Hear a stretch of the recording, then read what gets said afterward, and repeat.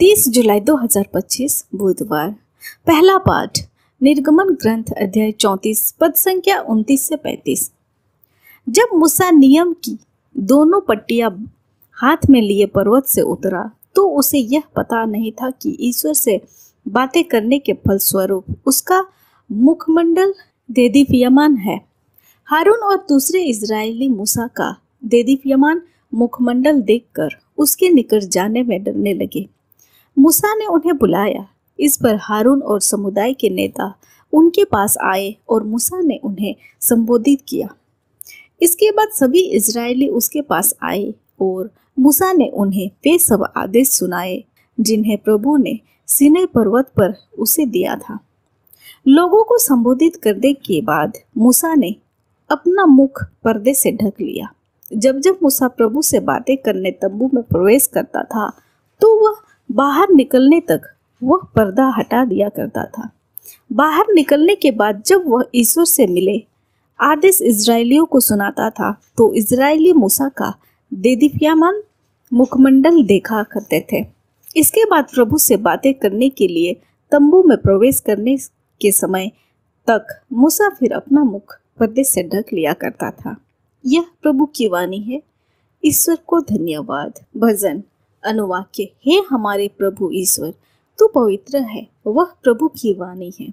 हमारे प्रभु ईश्वर को धन्य कहो। उसके पावदान सियोन के दंडवत करो। वह पवित्र है। अनुवाक्य। हे हमारे प्रभु ईश्वर, तू पवित्र है। वह प्रभु की वाणी है। हारून और मूसा उसके पुरोहित थे। सामुएल उसकी उपासना करता था। उन्होंने प्रभु को पुकारा और उसने उनकी सुनी। अनुवाक्य। हे हमारे प्रभु ईश्वर, तू पवित्र है। वह प्रभु की वाणी है। उसने बादल के खंभे में से उनसे बातें की। उन्होंने उसकी आज्ञाओं तथा उसकी संहिता का पालन किया।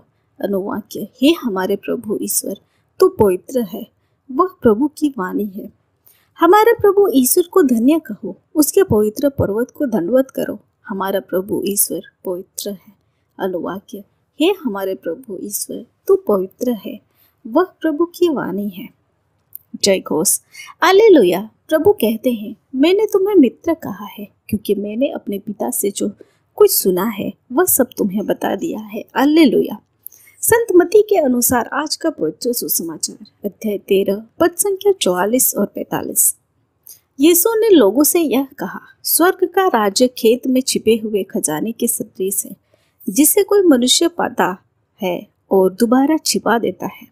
तो वह उमंग में जाता है और सब कुछ बेचकर उस खेत से खरीद लेता है। फिर स्वर्ग का राज्य उत्तम मोती खजाने वाले व्यापारी के सदृश है। वह बहुमूल्य मोती मिल जाने पर वह जाता है और अपना सब कुछ बेचकर उस मोती को मोल लेता है। यह हमारे प्रभु यीशु ख्रिस्त का सुसमाचार है। ख्रिस्त की जय। तो आइए आज के दोनों पाठों पर थोड़ा सा मनन चिंतन करते हैं।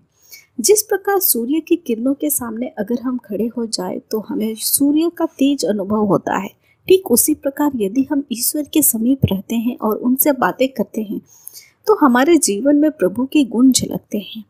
मूसा का मुखमंडल ईश्वर से बातें करने के फलस्वरूप देदीप्यमान हो गया।